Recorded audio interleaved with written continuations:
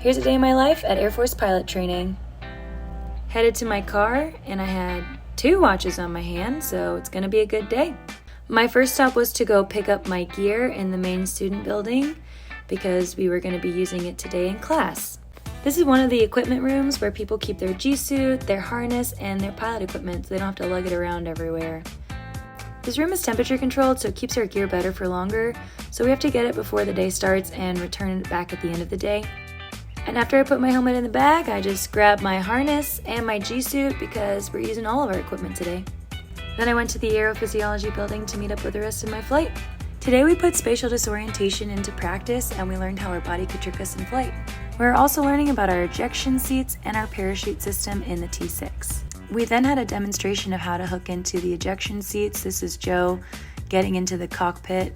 It was also my birthday and my mom sent me these balloons and I felt like I was in middle school again, but it's okay because I brought cake, so I don't think people really minded. We had more lectures and then it was time for us to get in the ejection seat. So this is me putting on my G-suit and it is very hard because it's very tight.